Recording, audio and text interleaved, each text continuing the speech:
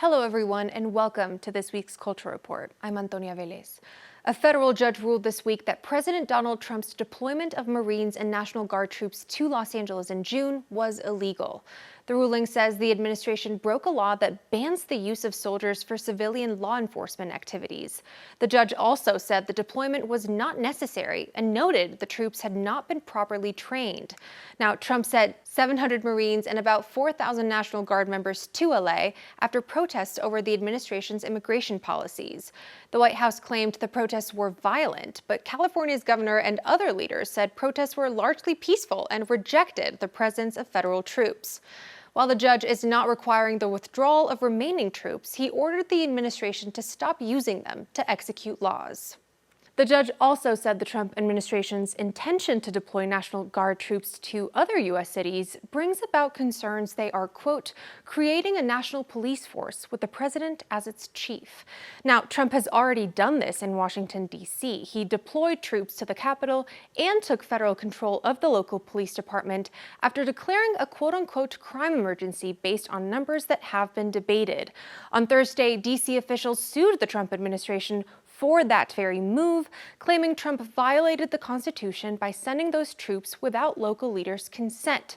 Trump has said he wants to replicate that in other cities like Chicago, Baltimore, and New Orleans. Some leadership in those places have already spoken out against this. We don't know yet whether that judge's decision on troops in LA will set a precedent for other states, and the White House is expected to appeal. And a group of people who say they were abused by convicted sex offender Jeffrey Epstein and co-conspirator Ghislaine Maxwell gathered Wednesday to share their heartbreaking stories. They also put more pressure on lawmakers to release every file in the Justice Department's investigation into Epstein. U.S. representatives from both sides of the aisle joined them. The House Oversight Committee posted files it received from the DOJ so far, though most of these contained information that was already known. Now Epstein accusers are publicly speaking out, some for the first time. They say if Congress doesn't release all the documents, they will take matters into their own hands. Congress must choose. Will you continue to protect predators, or will you finally protect survivors? And also, I would like to announce here today, us Epstein survivors have been discussing creating our own list. We know the names. Many of us were abused by them. Now, together as survivors, we will confidentially compile the names we all know who were regularly in the Epstein world. And it will be done by survivors and for survivors. Now, another accuser at that gathering said Epstein and Maxwell bragged about their friendship with powerful figures, including President Trump. Maxwell denied in an interview that Trump was ever involved in Epstein's crimes. Trump's friendship with Epstein has been a point of contention, though, and the president has waved off calls for the release of Epstein files, saying they're a, quote, Democrat hoax. And more than 1,000 current and former workers of the Department of Health and Human Services are asking for Secretary Robert F. Kennedy to resign. Hundreds signed off on a letter also directed at Congress this week saying he has, quote, put the health of all Americans at risk. Many of RFK Jr.'s positions, especially those pertaining to vaccines, have been under fire. The call for his resignation follows a chaotic couple of weeks for his department. We told you last week about the Trump administration's firing of the CDC director, Susan Monterez. Monterez had reportedly objected to some of RFK Jr.'s proposed vaccine changes. She was pressured to resign but refused to, with her lawyer citing her devotion to science. The White House eventually fired her, and at least 4 top CDC officials resigned after that announcement. Now, after all this came a heated Senate hearing Thursday in which RFK Jr. testified about the recent federal health department turmoil and his controversial changes. RFK told the committee that the leaders who left the CDC last week deserve to be fired and slammed some of the agency's guidelines during the COVID-19 pandemic. He was grilled by Republicans and Democrats alike, including an emotional confrontation by Democratic Senator Michael Bennet of Colorado about the removal of the CDC's vaccine advisory committee. You're evading the question.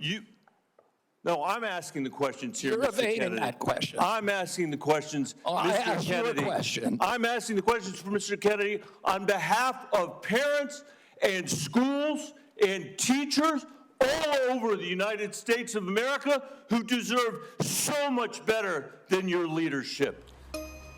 Florida, meanwhile, could become the first state to eliminate all childhood vaccine mandates. The state surgeon general called the current requirements a, quote, immoral intrusion on parental rights.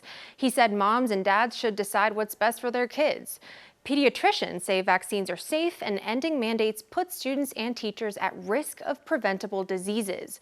However, Republican Governor Ron DeSantis says he plans to push lawmakers to scrap vaccine requirements as part of a new so-called medical freedom package. And while Florida is trying to eliminate vaccines, Colorado is trying to make it easier to get them, at least when it comes to the COVID-19 vaccine. Colorado is removing a barrier, allowing anyone who wants a COVID vaccine to get one. The FDA approved this year's shots for people 65 and older and those at higher risks of severe diseases. Colorado law only allows pharmacists to give non-prescribed vaccines if they're recommended by an FDA committee. But this week, Colorado's chief medical officer issued a public health order allowing pharmacies to provide COVID-19 vaccines without a prescription. What the CDC did in making it harder for people in many states, it depends on the state, to get the vaccine that they want is contrary to the public health interest. I really hope they reconsider. In the meantime, we took action to preserve the options of Coloradans to protect our health. And President Trump says he is planning to move U.S. Space Command out of Colorado Springs to Huntsville, Alabama, admitting that politics and the way Colorado handles elections are part of the reason why. Trump initially called for the post to be moved to Alabama in the last week of his first term in 2021. That decision was later reversed by former President Joe Biden, who said a move like that would be costly and risky from a military perspective. Trump said he made the choice to move Space Command to Huntsville because it, quote, fought harder than anyone else. But he also continued making the false claim that Colorado's mail-in ballots rigged the 2020 election against him and said that it was a factor in the move as well. The decision is expected to have a major impact on Colorado's economy. About 1,400 jobs could be lost, and with them, $1 billion economic impact for the state. And in Denver, the Denver Public School Board is responding to the Department of Education's claim that it violated Title IX by turning 2 bathrooms in East High School into a gender-neutral one. They ordered the district to reinstate the girls-only bathroom and get rid of district policies allowing students to use facilities that align with their gender expression. In a statement, the district said students requested a gender-neutral option and that investigators never visited the school or interviewed students about it. 9 News legal expert Whitney Traylor explains what would be at risk for DPS if they don't comply with the order. The only enforcement action they have is to withhold that federal funding. Now, the federal funding is fairly significant. Most public schools receive about 8 to 12% of their budget is federal funding. So I think last year in the 2024 year, it was almost 100 million, 96 million for DPS. So that could be significant. Right now, the future of the bathroom is still unclear. The board said they're still deciding what to do next. And the Florida Department of Transportation has directed cities statewide to remove street murals that are considered political or ideological, saying they could be distracting for drivers.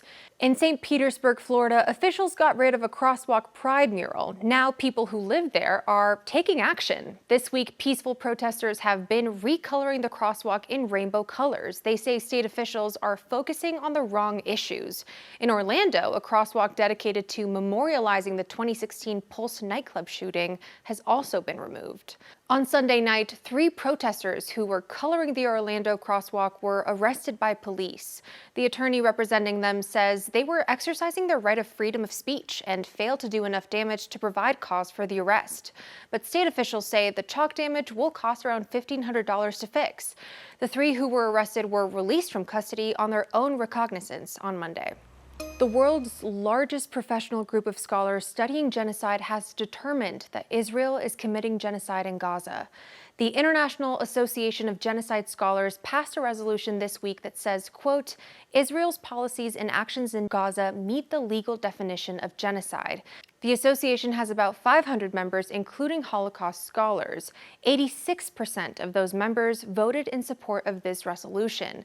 Emily Sample, an executive board member of the association, spoke to CNN about this resolution. She said resolution authors found that Israel was, quote, committing atrocities across all 5 types of the definition of genocide, adding that the threshold is only 1.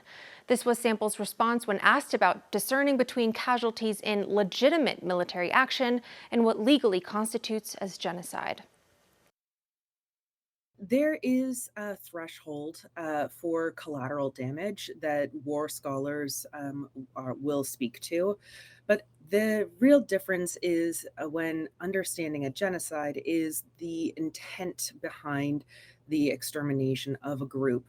And as such, and that is what many of our scholars are speaking up against, is that there this is well beyond the threshold of what would be committed under war or under self-defense. Israel has strongly rejected the group's determination, calling it a, quote, embarrassment to the legal profession. The assertion that Israel is committing genocide in Gaza has been highly contested, though it's something more organizations are concluding. At the end of July, 2 leading Israeli rights groups said their own country was committing genocide in Gaza, becoming the first Jewish groups to do so since the start of Israel's offensive in Gaza after Hamas's October 2023 attack. Now, that attack on Israel killed about 1,200 people and more than 250 were taken hostage, some of whom are still in captivity. Israel's subsequent offensive in Gaza has killed approximately 63,000 people. Calls to release the hostages and reach a ceasefire agreement continue around the world. And more than 250 media outlets across more than 50 countries are calling for the protection of Palestinian journalists in Gaza, asking that journalists seeking an emergency evacuation from Gaza are granted it, and demanding that the foreign press be let into the Gaza Strip. The group Reporters Without Borders put the campaign together. It came less than a week after Israel's deadly back-to-back strikes at a major hospital in the territory, in which 5 journalists were killed. Data from Reporters Without Borders indicates that Israel's military has killed more than 220 journalists in Gaza in less than 2 years. The Israel Foreign Ministry called this campaign a, quote, pre-scripted political manifesto against Israel. And President Trump's crackdown on Latin American cartels continues taking shape. The U.S. conducted a deadly military strike against what the president said was a drug boat tied to the Venezuelan criminal organization Tren de Aragua. 11 people were killed. State Secretary Marco Rubio described it as a lethal strike taking place in the southern Caribbean. Trump has been in favor of using the U.S. military to take down Latin American cartels, which he blames for the entry of illegal drugs into the country. Earlier this year, the president designated several criminal groups in countries like Venezuela, El Salvador, and Mexico as terrorist organizations. CNN reports that the U.S. military was deploying more than 4,000 Marines and sailors to the waters around Latin America. So remember when earlier this year President Trump invoked a centuries-old wartime law to deport people his administration determined were part of a gang without giving them the opportunity to argue their case before a judge? Well, that was unlawful, according to a federal appeals court ruling this week. The court ruled that Trump cannot use the Alien Enemies Act to carry out the expedited deportations of people accused of being Venezuelan gang members, like he did back in March. Just an information refresher, he invoked the act and swiftly loaded a plane headed to El Salvador with more than 200 individuals accused of being Tren de Aragua gang members. He was met with a slew of legal challenges shortly thereafter, with this latest ruling determining the president's claims about the gang didn't meet the historical levels of conflict that Congress deemed necessary for the act to be invoked. Before March, the Alien Enemies Act had only been invoked 3 times: the War of 1812 between the U.S. and Great Britain and the 2 World Wars. And President Trump's mass deportation efforts are being felt in the U.S. labor force. The Pew Research Center found that the number of immigrant workers in the U.S. has declined by 1.2 million since January through the end of July. That includes workers with and without documentation. Immigrants make up nearly 20% of the U.S. workforce and nearly half of all the farm, fishing, and forestry jobs. And on Sunday, a federal judge temporarily blocked an attempt to remove Guatemalan minors in U.S. custody back to Guatemala, despite them still having pending immigration cases. According to court documents, multiple teens were woken up in the middle of the night over Labor Day weekend and told they'd be returned to their native countries. The Justice Department said in a court filing on Monday that 74 minors who had been on planes back home are now back in U.S. government custody, according to CNN. Sources tell CNN the Trump administration has identified more than 600 unaccompanied children from Guatemala in custody of the Health and Human Services Department to potentially deport. The judge ordered the U.S. government not to remove any of them for 2 weeks. And some news out of the Vatican, Pope Leo seems to be committing to continuing the late Pope Francis's legacy in welcoming queer people into the Catholic Church. The Pope met with one of the Church's most prominent LGBTQ advocates, Reverend James Martin, on Monday. After that audience, Martin told the AP that the Pope expressed his desire to accept queer folks in the Church and encouraged him to keep his advocacy up, which Martin said echoed what Pope Francis had told him years ago. The former Pope was known for his unprecedented work to make the LGBTQ+ community feel welcome in the Church. After his death, many in the community wondered whether the new Pope Leo would continue his inclusion, and this development has signaled his intention to do so. Now, I hope you weren't, but if for some reason you were on the Shein website looking for clothes, specifically a short-sleeved button-down floral shirt for men, you might have stumbled upon a familiar face. The face of Luigi Mangione, to be exact. That's the man currently in prison facing the death penalty, accused of killing the CEO of United Healthcare last year. It appears someone edited Mangione's face as the model for an $11.69 shirt that was actually sold out in several sizes on Shein, according to a digital archive screenshot. The company told CNN it was conducting an investigation into the image, which was reportedly from a third-party vendor and has since been taken down. And here's an update on a trial we told you about last week. Rapper Cardi B was found not liable of assault accusations that came from a lawsuit filed by former security guard Emily Ellis. Ellis sued Cardi B, claiming the artist assaulted her in a medical office she was employed at back in 2018. Cardi B was pregnant at the time and on her way to see her obstetrician. She has always denied the allegations. This is what the rapper had to say after the verdict. The next person to try to do a frivolous lawsuit against me, I'm going to countersue and I'm gonna make you pay, because this is not okay. I think people have like this misinterpretations of celebrities, like it's like, oh well, we can ask for this and they're gonna settle. You don't work at home and you don't work all day and you don't work for your money to give out your money. So don't ever think that I'm just gonna give you my money that I work hard for.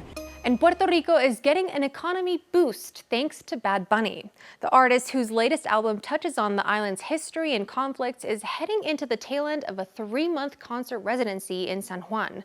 Now, for context, tourism makes for approximately 7% of Puerto Rico's economy, and Bad Bunny's 30-show residency is taking place during the island's hurricane season, when tourism tends to dwindle. But thousands upon thousands of fans are flocking to the island. Compared to the same time last year, hotel reservations were 10% higher at the end of June, and short-term rentals were up 42% in August and 61% in September, according to the AP. Aviation data shows an uptick in flights booked from the U.S. mainland to Puerto Rico's main airports between July and September. Once it ends, Bad Bunny's residency is expected to attract a total of 600,000 attendees, have a direct economic impact of $250 million, and bring in approximately $400 million in total spending, according to Moody's Analytics data reported by the New York Times. And to no one's surprise, Taylor Swift has broken yet another record. Weeks before releasing her recently announced album, The Life of a Showgirl, it has already become Spotify's most pre-saved album countdown page, according to Billboard.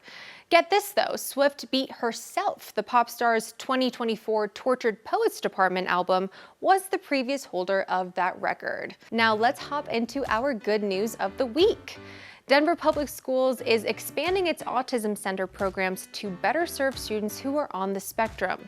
More children are being diagnosed with autism as improvements in assessment tools and resources have made it easier to identify when a child is on the spectrum. As more students get this diagnosis, DPS has opened 14 new autism centers to give them support wherever they need it, as the spectrum has a large range. One of those centers is inside West High School. In my opinion, the specific center really helps support them with all of the goals that they have on their individual education plans. Obviously academically, but social emotionally, behaviorally, all of those pieces. And it benefit as well for our staff to really learn a lot more about students who are on the spectrum and may need some specific supports. And so it's really expanding our expertise as well.